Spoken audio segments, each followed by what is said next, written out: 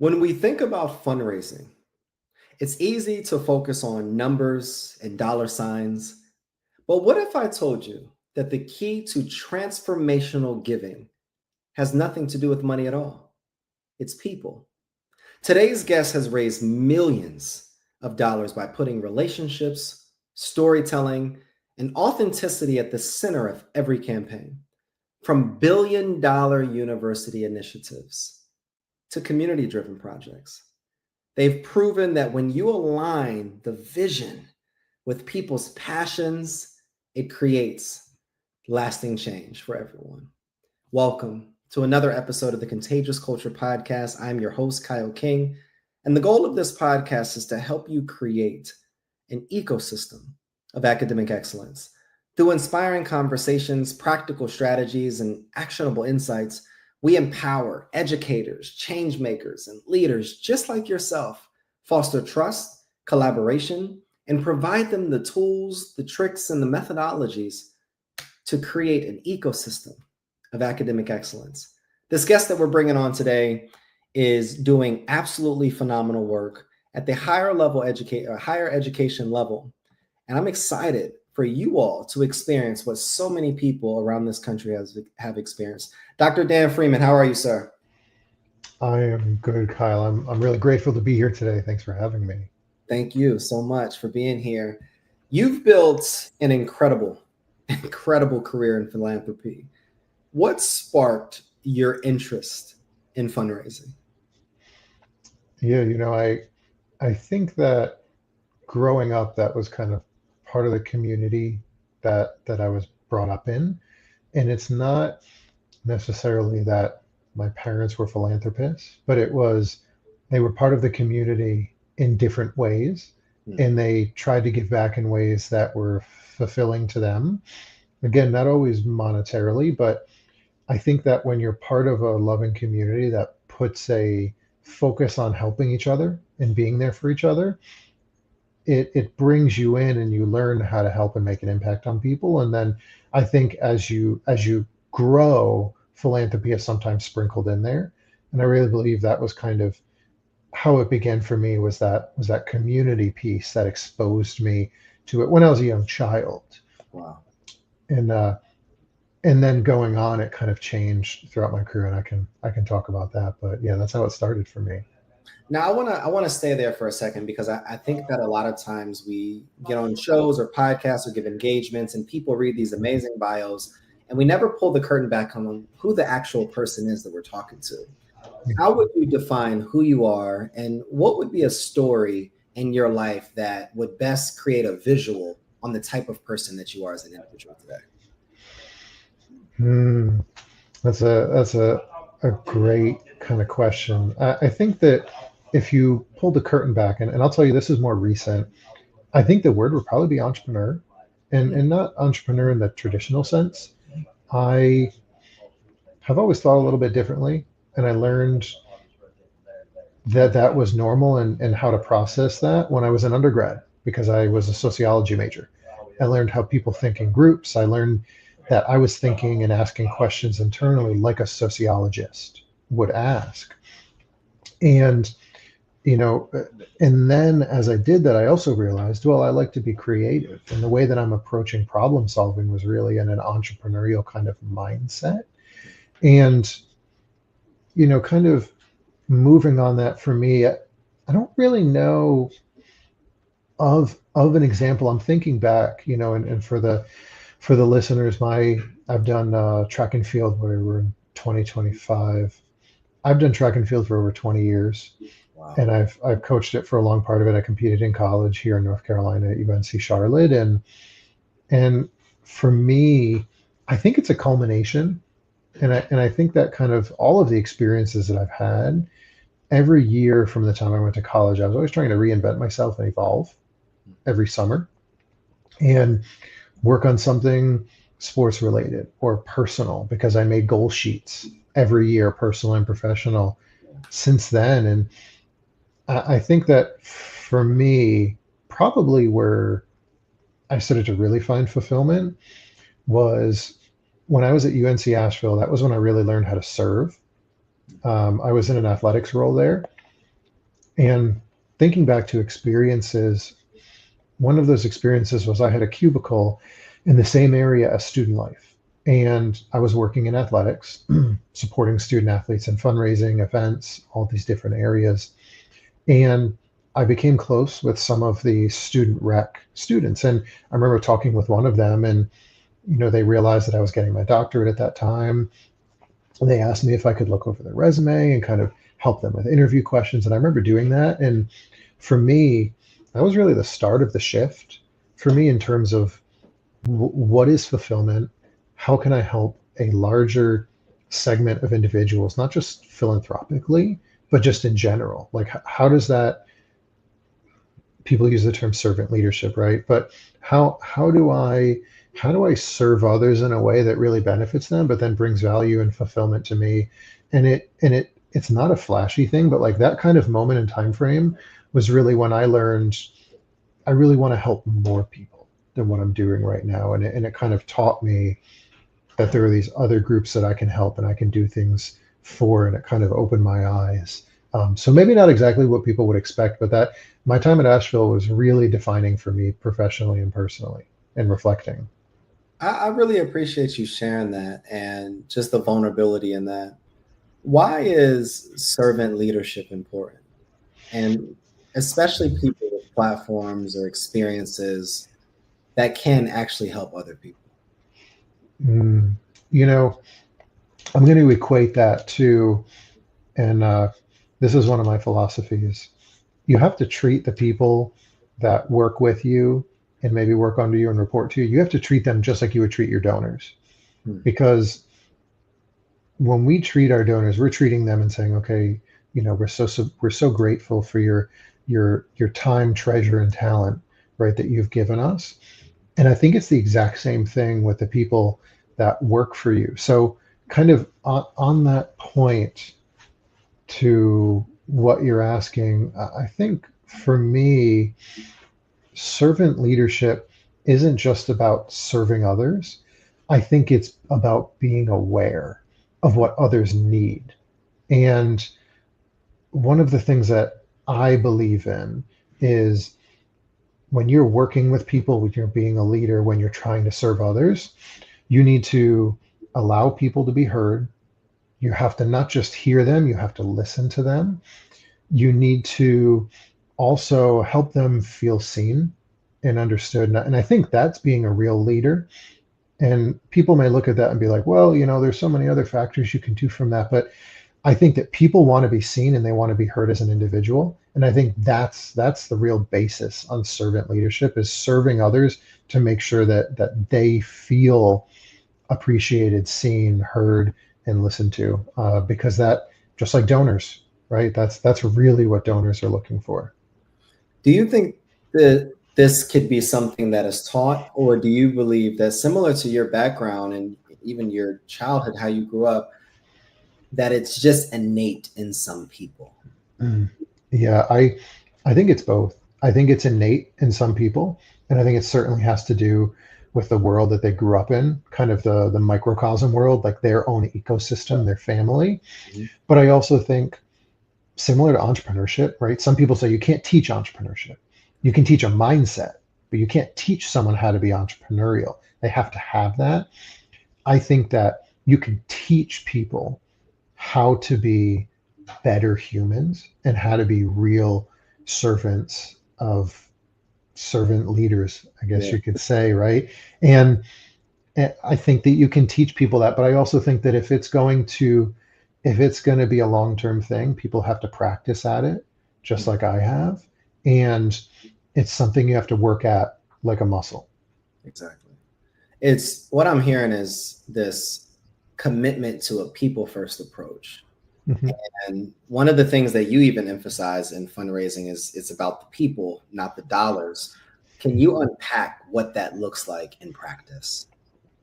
Yeah, when you when you think of the people, I always I tell people this in a lot of my first visits. When you reach out, if you give them your title or they see your title on something, or I'm really big on email subject lines, Mhm. because I've done a lot of research on email marketing and email sales, and it has to be direct.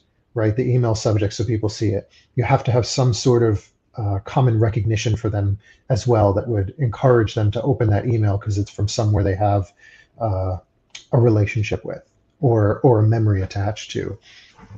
And I'm always trying to break the stigma that when someone sees my email, they receive my phone call, that it's not about me, it's about them. I'm reaching out to I'm reaching out because I'm curious about them. And I always I have this thing when I call people and I say, hey, this is Dan Freeman from so and so. I'm calling to check in. I'd love to speak with X. And sometimes they'll say, "Oh, that's me." And the thing that I've realized is, again, this people first approach.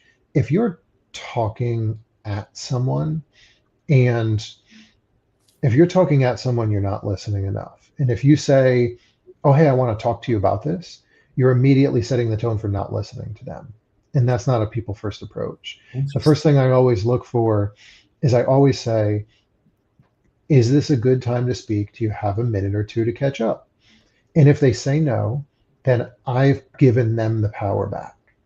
And they now have the power in it. And I flipped it in a positive way to say, this isn't me trying to call to get something out of you. This is me finding a time to work with you, to spend time with you, to learn about you.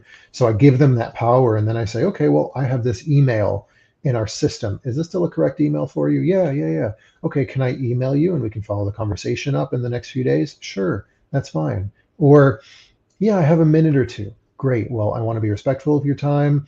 I'm calling for XYZ. I'd love to spend some time with you. I'd love to learn about you. I want to congratulate you. I saw you just got a promotion, this, that, or the other. I'm always trying to find ways to put the power back in the hands of the people I'm reaching out to, because I think that if you want to have a people first approach, it needs to be on the people and not you. And last thing I'll say to that, Kyle, is I have some mentees, and one of them, we had a conversation about first meetings, and he was telling me how his supervisor had told him, oh, he needs to prepare, he needs to have all these notes, this, that, and the other. And I said, I want you to take a step back. When you go into these meetings, you're not going there to tell them something.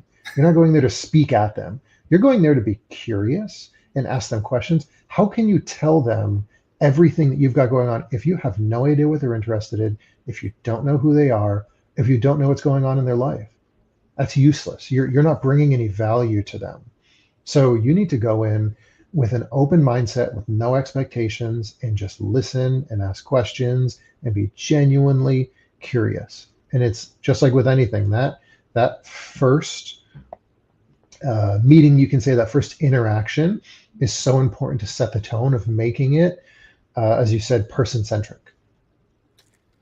This is an interesting approach, and I 100% agree. And even the conversations that I have with donors on behalf of schools, those first few meetings set the tone for the rest of the relationship. And it's interesting because if we're just building relationships with a random person, it's the same exact thing on first impressions. Um, my question is, we're not teaching this a lot in education on being curious, asking questions, understanding how to move through a conversation. What are some things that people can be doing at home, or people that are listening can be doing, so that they can get better in this work on a day-to-day basis? I think it is something you mentioned earlier in our conversation, and it's being vulnerable. There's this thing where there's a lot of fundraisers, they're afraid to share their personal life with donors sometimes. And I'm not saying that you should, bare your guts to them. Like, I'm not saying any of that, but I think the thing is you have to learn how to be vulnerable while being aware, right? If you're asking someone questions and you found out that they just had someone pass away in their family, and so did you, might not be a great time to say, oh yeah, my ex family member passed away recently. You don't know enough about them to be able to say that, because that could be a really sore subject for them. They may not, they may still be grieving. The awareness piece comes in with that. I think that it really comes down to you being vulnerable enough to be comfortable asking questions, being curious, and being willing to keep the attention on them and make the focus on them. Because a lot of people, when they don't know what to say, they start talking and Mm. talking and talking and talking and can't stop. And I learned a few years ago, I love listening to audiobooks and I do it on my way to work every day. Silence is power. And you need to be silent and let people process, and you need to be comfortable in that vulnerable space. Silence is vulnerable, right?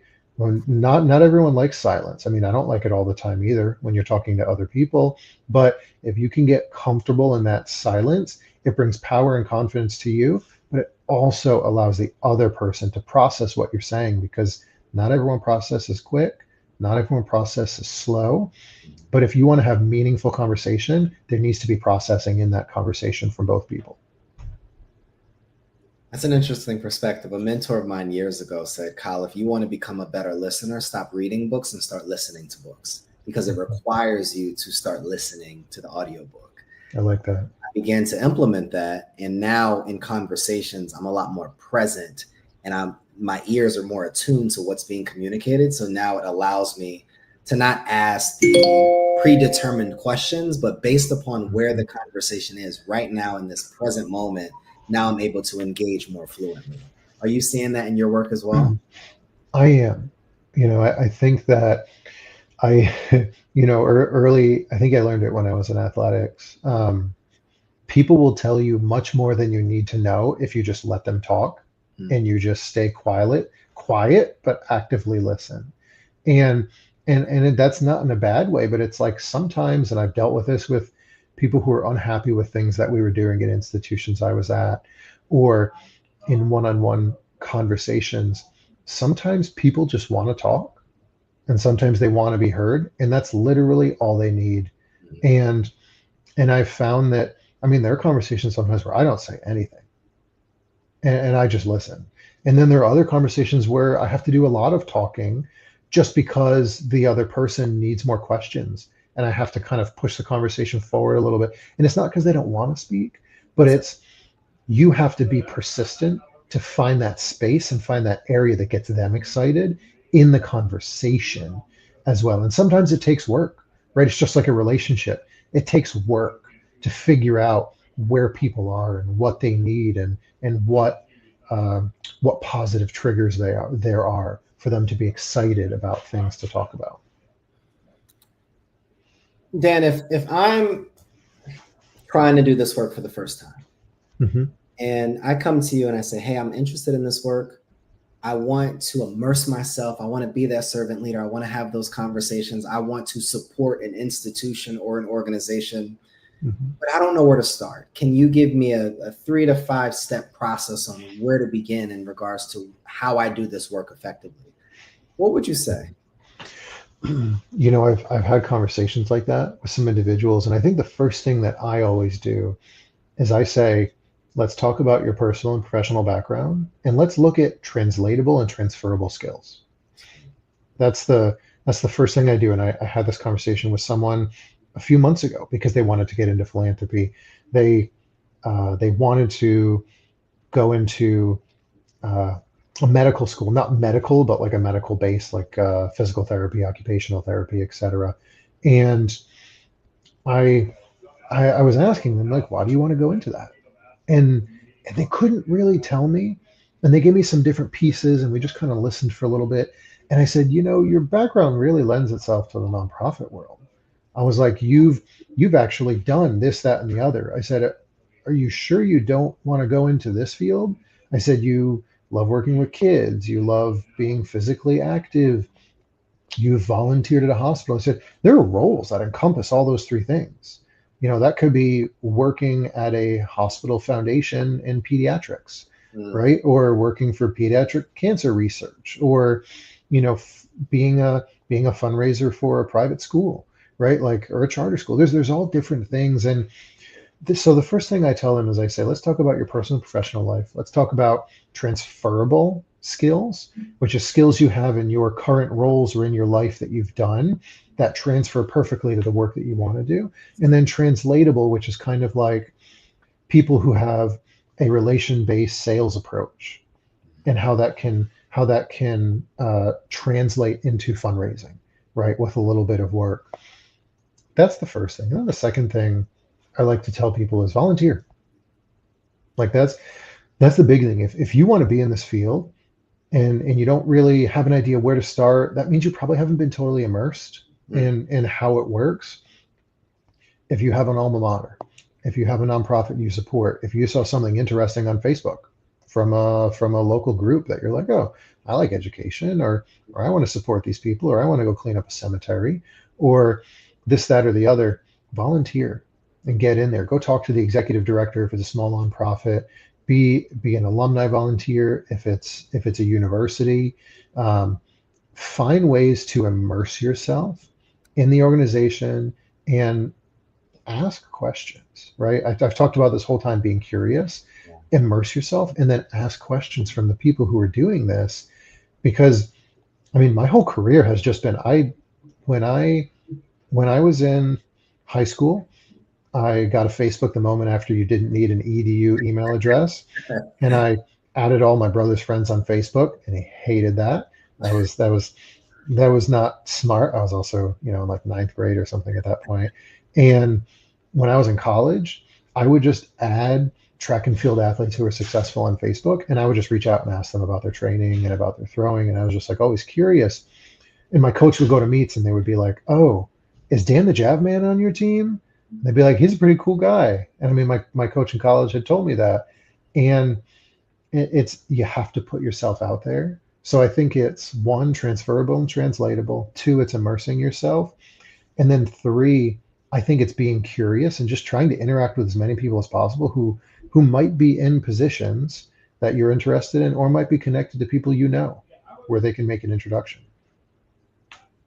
That's so interesting. That reminds me of when I was a former director of a school, and we were trying to raise 1.5 million Mhm. that year to be able to support some of the initiatives at the school.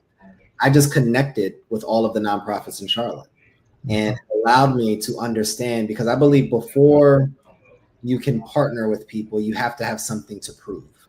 You have Mhm. to have something that we're doing that is different, that Mhm. differentiates us from another school, connecting Yeah. and asking essentially for support or for dollars. So we started working with all the nonprofits, and I immersed myself in understanding the various things that were happening in the city. And we shifted internal programming in our school to align with where the school was going. And it's just very interesting that you say that, because you never know what you're already doing and how that work can benefit bigger institutions as a whole. My Yeah. question, though, is one of the things that I have recognized is this commitment and transition to using AI as a Mhm. major tool. Do Mhm. you find that as we look in the future, that AI will impact how we approach fundraising? Mm. Yeah, I think there's two approaches. I think AI will impact it on the visualization and the data analytics side, and it already is. Um, there are a bunch of startups and companies that are already using that and doing it. Um, when I was at Drexel, we jumped into Tableau towards the end of my time there, and I really enjoyed using that. And I have some friends at different companies, and we talk about those things. I think it's also going to help in content creation Mhm. as long as there is direction in editing, right? And it's not just straight from the AI, because it can't take the place of your voice, especially if there is a consistent voice. It Exactly. can more so take the content and help maybe convey a message differently, which is really important. And then I think I think the other end of the spectrum, and I've had this conversation with other people too, the transformational gifts, principal gifts, major gifts, even the leadership annual gifts, one-on-one contact, AI is not going to take the place of one-on-one contact. Good point. and one-on-one meetings and such. And really, I think as we've seen now, people are going to value that even more Agreed. just because AI is doing this other stuff. Now, do I think a lot of annual giving shops, they have crowdfunding campaigns, lots of emails, lots of phone calls, lots of letter work. It's not as personal because it's usually smaller gifts. Sometimes there's some personal touches. Sometimes there's events where you can get a lot of those people to come in. But I think AI will continue to be a benefit to the annual giving side because it can help create a little more um, focused content. Like it can be a little more personalized for people. It can take all that data and that personalized data to create something more personal for someone versus being relatively just general. And then I think that's going to help more with creating a pipeline for leadership annual, major principal, and transformational gifts, which, as I mentioned, will it's going to be even more important for one-on-one meetings because people, as we've seen already, are craving one-on-one personal interaction. I agree. What are some of the most innovative giving strategies that you've seen Mm, you that know, really that's a that really resonate with donors? Because we've seen the emails, we've seen the cold calls, we've seen events, we've seen a lot of these things. But what are some really innovative and creative strategies that you've seen that you can share and maybe we can steal? mm, that's a tough one. Like, I think the thing that I would say is innovation is innovation is in the eye of the beholder. Annual giving has been so consistent in the way that it's done things for a very long time that innovation in annual giving may not actually seem that innovative, Hmm. but relative to the innovation it's had in the past, I think it is very innovative. And I would say, truthfully, the virtual engagement officer that we use at our college, Givesy, and that I learned about some time ago, it is a AI virtual engagement officer, and we work with this company, Givesy. And what I find interesting about it is some people think it's a chatbot, right? And a chatbot is you put in a question, it answers it, right? That's a chatbot. This, you fill its knowledge base, right, as we call it, with all this information, fundraising, college, whatever it may be. You don't ask it a question. It reaches out to the people using its knowledge base and information it has about the donor that you've included, Wow. and it has conversations with them. It will take the keys and information that they have and connect it with what they're doing.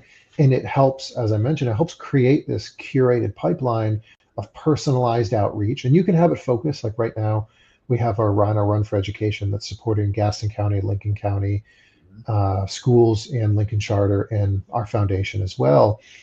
That its focus has been event outreach. So it's reaching out to a portfolio that I've created from our donor database with Givesy, the company, and it's doing outreach. And for me, it's innovative because it's not just sending out emails that have some personalized pieces in the outreach, or it's not sending out a mailer. It's reaching out and it can respond if someone says something different. But for me, the innovation is we're a small shop.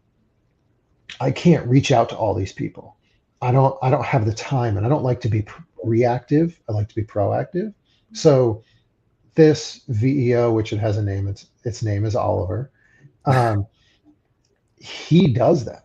And right now, I'm tracking the return on investment by the outreach because if he can do, which he's supposed to, over 10,000 contacts a year, which high-end major gift officers slash like leadership annual gift officers, they'll do 2,500 contacts a year, give or take. 10,000. And this VEO can do 10,000 plus and hold a portfolio of about 1,000 people, right? That's innovation right there because it can reach just so many more people. And our big thing is we just need touch points. And that's what I'm looking at and saying, I just need touch points. I need people to know that we're here to know that we're interested in them, to know that if they have a question or they're interested in one thing or another, they can reach out to Oliver. And then it gets reported back to me if people reply to him. You talk a lot about this pipeline, this pipeline, this pipeline, and pipeline is Mhm. important in anything, whether it's a Yeah. school, business, organization. How do you even get to the point where you've built this pipeline? So let's say it's a school that doesn't have a chief Mhm. development officer or director of Mhm. development or development team at all. How would you recommend to them building a pipeline of leads that they're able Yeah. to nurture? Yeah, I would say the most effective way to identify and build a strong pipeline from scratch, pretty much, which is what I'm kind of hearing from you, is I think the first thing is listen to people around you, listen to your network of the, we'll say the entity that you're part of. That's the first thing. I think the second thing is look at your peer nonprofits. What are they doing? Who are they speaking with? What kind of events are they doing that are reaching specific people? Use that as an opportunity as well, especially if they're not in your county or they're not in your city. It's a great way to say, okay, how do we translate this into our work in our location? Is it working for them? Should we reach out to them and see what they're doing? That's how you really start the viewing of a pipeline, because you can't just go out and talk to people, Yeah. right? You need to understand, who am I trying to talk to? What are we trying to do? And that's the first piece of building that pipeline. The second one is you look at sponsors that other like nonprofits have used, right? Because it shows that there's affinity from those sponsors to support nonprofits similar to yours, or adjacent sponsors, right? People that maybe aren't sponsoring their event, but are similar to the sponsors of the other event. So that way you know that there might be someone in that same sector that might have an interest in what you're doing. The next one is events, right? I'll be totally honest. I think there's a value to events, but when you look on the return on time for events, the return on time is pretty low. But if your goal is to bring people in and expose people to your mission and your values and the people you're working with and the populations that you're serving, events are a great, great, great way to build a pipeline if you're starting off with very, very little. I think the next one that a lot of people don't think about is vendors. Hmm. Every entity that is out there uses vendors for your toilet paper, for your cleaning, for your landscaping, for your food, whatever it may be. Look at your list of vendors. Look at the people you're paying and say, okay, is it feasible for them to give 5% or 10% of what we're paying them back to us? And then for us to promote them as a partner? That's a big thing a lot of people don't look at. And then I think the third one is, if you have a board or you have volunteers, you need to include people. You don't, again, we talked about speaking at people, right? You need to include them and ask them for their feedback. Ask them to be involved so that you can talk to them and show them you value their opinion and their networks. Get them involved that way. Tell them to share it with friends. That's kind of like the first few steps that I would do if I was trying to create an effective pipeline from scratch.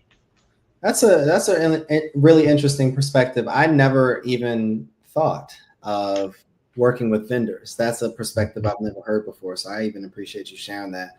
There's someone listening right now that is a leader that wants to know what are some of the often overlooked steps, especially in planning major gift campaigns.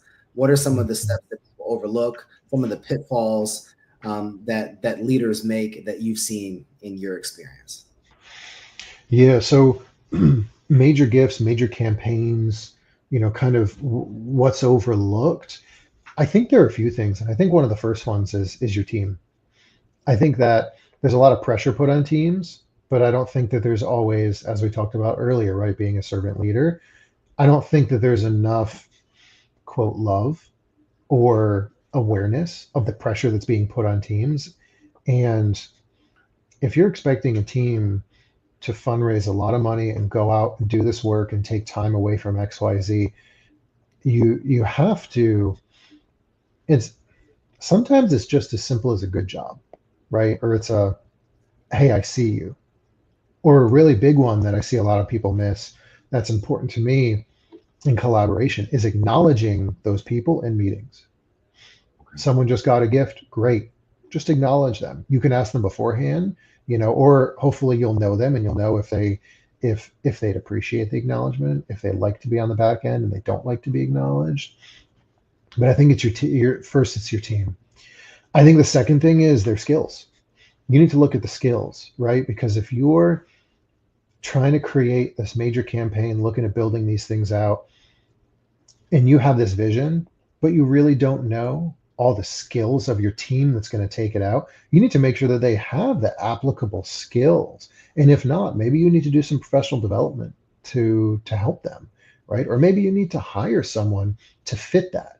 But not everyone fits in a box, and everyone has their strengths. And I think one of the best things a leader can do is realize when someone's struggling and has continued to struggle, and be able to have that conversation with them and say, hey, I think you're really great at XYZ, but it looks like you're struggling with A and B. Do you feel that same way? And if that person says yes, you've just figured out how you need to shift them internally, and then how you may be able to bring someone else in or shift someone else to take on that load with their skills that are positive, because you need to fit people where they're successful. It doesn't mean they can't learn, but if you're trying to fit a square peg in a round hole, it's not going to work, and it's going to create some frustration down the line. I think the other one is you have to plan for people and fundraisers, and it doesn't mean that it doesn't mean that you have to, like, I'm trying to think of how to phrase this. I think the better way to put this is, when people look at these major campaigns and such, they always say, let me get in more fundraisers. Let me get in more of these people that are going to go out and ask for money. But the biggest thing, and I've talked about this on some content on LinkedIn in the past, if you continue to add fundraisers thinking it's going to help you raise money, but you're not supporting your back end people who are Mm. doing all of this work to make sure the fundraisers are successful, you're setting yourself up for failure. And I've seen that at institutions, I've seen that at places, I've heard that from people. My belief is always quality over quantity. And that's a little bit tougher in annual giving, but we'll just refer to leadership, major, principle, and transformational. Is in your work, you really, if it's possible, you need to have great prospect management and strategy people managing two, maybe three fundraisers at most. Because here's the thing, those prospect management and research people, they're doing that back end work. If you want your fundraiser to be successful, those back end people need to have the time to be able to create an efficient portfolio. They need to be able to create an efficient plan with the fundraiser to set them up for success. Because if you've got five fundraisers working with one prospect management analyst research person, they're not going to have enough time to set that fundraiser up for success. So it's better if you have more people on the back end, making it easier for the fundraiser to know who to go to, what to say, to use information. You don't need as many fundraisers, right? You can have more quality people and quality data to set them up for success. But a lot of people look at the fundraisers and not at the back end people. And when I was coming up in my career at Charlotte, that was when I really, like early in my career, that was when I learned how impactful back end work could be, because I started working with them while I was at Charlotte, and I fell in love with it. And that's why I have a background using CRMs and prospect management and strategy and data analytics, which not a lot of fundraisers have, and I enjoy that. But I always tell people what I feel like makes me a different leader is that I have the awareness to say, maybe I don't know how to do everything in these roles, but I've done so many different tasks and been in so many pseudo roles. I have the awareness to understand what it takes to complete it. And I always tell people, I learned this, I can't remember if this was Adam Grant or someone else that I listened to. You need to understand the power of the ask. And it's not the ask of a donor. You have to understand how much work it takes to complete the ask that you're asking of another teammate. Hmm. If you're asking someone to go through your portfolio and clean it up and do this and that, Do you understand how much work that actually takes in the ask? And if you can be aware of that and all the things in the ecosystem it takes to complete that, to me, that goes back to that servant leadership and being aware of what it takes. This is like a master class on fundraising. I just wanted to say, Thanks. I had to pause there. Thanks. If I had this 3 years ago or 4 years ago, I don't know where I would be, but I just appreciate you so much. I'm going to give you your flowers. Yeah, thank you. Phenomenal. A question that was sparked when you were talking about teams. I think that one of the things that I believe that often shows up in education is that if we're not aligned with our mission and our goals and our vision of the school, then it's hard for us to be able to recruit teachers and educators that align in that mission. When you communicated, you were talking about first appreciating and valuing your team, equipping your team for success, but then also the skills of the team are important, and you know those gaps to be able to provide professional development. My question, though, is in the interview process, in the recruiting process, what type of talent or what type of things are we looking for to even assess that this is the right team member to bring onto our team and grow and invest in so that we can produce a team of all-stars in a sense? Yeah, that's a really tough question, and I know a lot of leaders who struggle with that. Right? It's never 100%, right? And sometimes you have to take a chance. And in that hiring process, sometimes you'll be wrong. And I know leaders who've done that. And I know one leader that I'm really close with. He's a mentor to me, and he came in and he had to let go, not at one time, but over his first year or so, he had to let go of like 3 or 4 people. He let them go slash had the conversation, and they ended up leaving. And he had to hire a whole new team and build out like positions that were already open too. And the whole team is pretty much new, not within like a year, like just spaced out. And I think for me, and it's going to sound really funny, but I've learned to trust my gut over the years. And that was really tough for me in college and throughout my career. And up until the last few years, like you have to trust your gut. I think you have to trust your vibe too, right? If you're in tune with your team and the people you're working with, and you can ask people questions, you can feel how they answer them. You can feel how they are. I mean, I feel that way with donors, right? And I talk about treating your team and donors very similarly. There are donors that you sit with and you leave and say, oh my gosh, I felt the anxiety. Like there, and there's nothing wrong with it, but like I felt it, right? It was really draining. Or, oh, this person's really laid back, or this person's on top of it.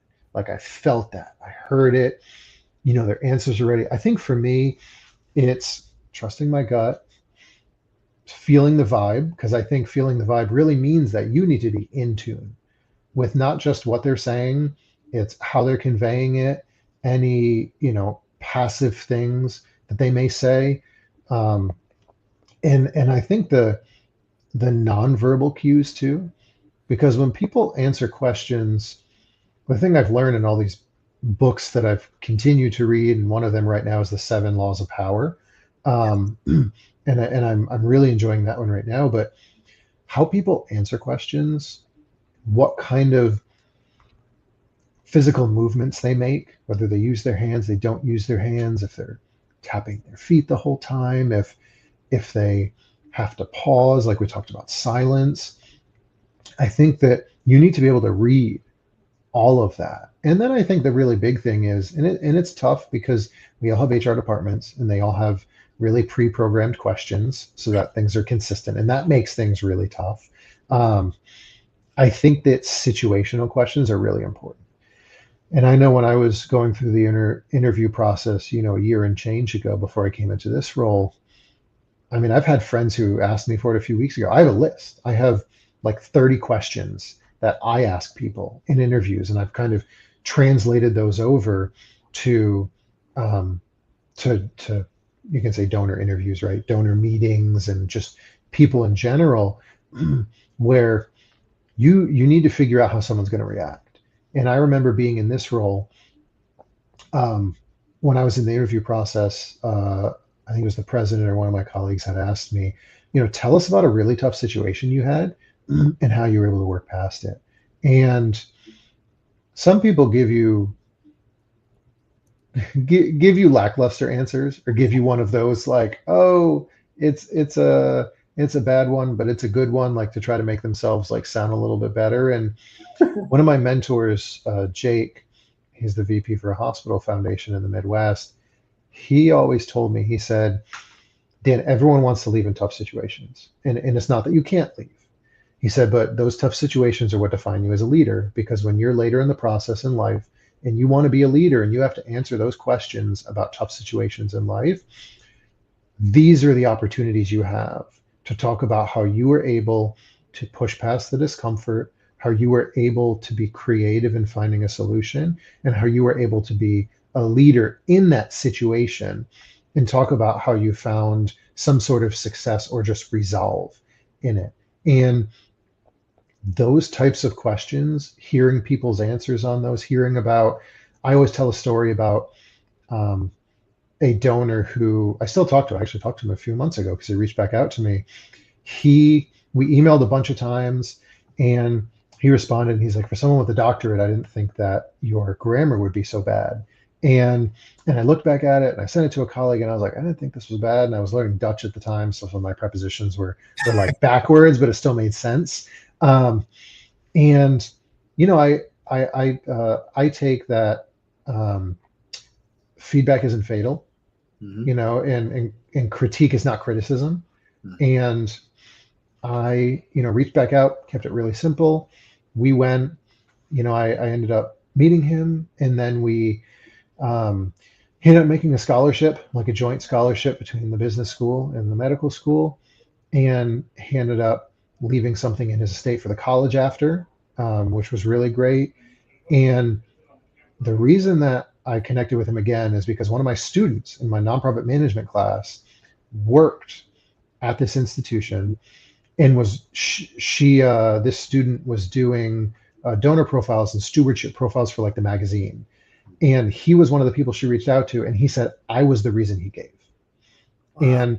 And that was a really defining moment for me, because he said if it was not for Dan, and she sent me like the excerpt, this never would have happened. And that was really special to me. Mm. um and yeah, so I think back to that, and think back to those moments and asking those questions. That's how you figure it out, right? They say that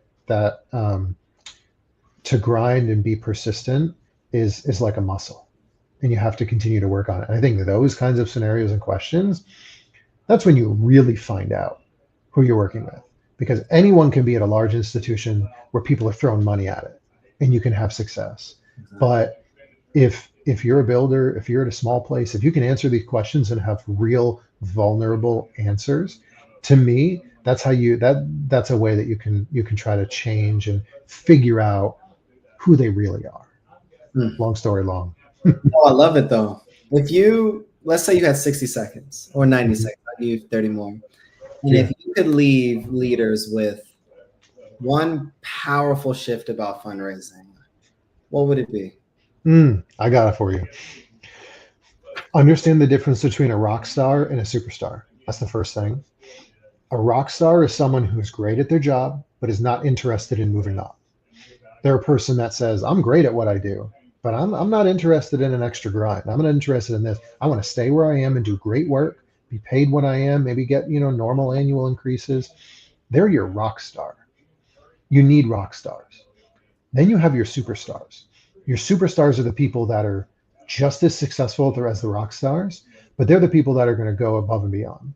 They're the people that are going to do beyond their job duties. They're the people that are going to raise a ton of money and ask you for more because they want to grow and they want to eventually, potentially, move out or move up. And you need to understand who are your rock stars, who are your superstars, and how do you take care of them differently. You have to be aware of what they want. And that's one of those pieces about being a leader. And then I think one other thing I want to note in this, and this is something that I find a lot and hear from a lot of people, just because you're a great fundraiser does not mean you will be a great leader. And for the leaders upon the leaders, they need to remember that just because someone is a great fundraiser does not mean they'll be a great leader. There are a lot of leaders who are great fundraisers and great people, but when they move up into leadership roles and they need to lead others and they need to create strategy and they need to mentor them and manage them and lead them, if that's not of interest to them, but you've then promoted them, you've really created a rift because they're not going to provide you and the team they're overseeing with that help. So just remember, just because someone's a great fundraiser does not mean they will be a great leader. And I think that's something that happens really often and people don't always talk about, but it can be pretty detrimental to a team. Dan, you are a superstar. Thanks. You are a superstar. For listeners, how can we connect and learn more about your work and support the various initiatives that you all are doing? Yeah, so for us, for the college, you can go to gaston.edu. That's our college. We're a relatively large community college, top 10 in size for North Carolina. We're doing a lot of really, really special, interesting things, trying to get ahead of the curve. Um, and I'm usually posting about it on social media. We have Facebook sites for our Gaston College Foundation and Gaston College in general, and a great marketing enrollment team that's pushing stuff out on social media. And I would say for me on a personal side, I'm very active on LinkedIn. So you can always check my LinkedIn. I made my / my kind of like hashtag for my link. It's Dan the EDD man, so easy to remember. Or I'm sorry, I don't even remember if that's the right one. You can look me up, you'll find me. But I post a lot on there, and I've been having some ideas lately, and I have a lot of thought partners, and then I also have my next gen fundraising group that I created during COVID time as a place for fundraisers to meet up and feel comfortable talking about challenges, successes, to work through new roles, to network, and we have some speakers sometimes too. It's kind of like a mastermind group. That's kind of what we call it. So we have that group too, and I'm always willing to talk and help people, and I love this work and love philanthropy and meeting people and providing value. Thank you again, Dan, for the masterclass on fundraising, philanthropy, and just the work that you're doing, and the importance of remaining and being curious, the importance of putting people first, not just as donors, but also putting your people first and being able to be considerate, empathetic, and understand the needs of those rock stars versus those superstars as well, so that we can be able to push not only our schools forward, but all of the initiatives and the impact that we want to be able to have as well. If you're still listening to us, like, subscribe, and share this episode to all platforms. But before we end this podcast, we always ask one question. What type of culture are you spreading? The energy you bring is the culture you create. I want you to ask yourself, how am I spreading that great culture this week? Thank you for watching and listening another episode of the Contagious Culture Podcast with Dr. Daniel Freeman and Kyle King. We'll touch base with you next episode.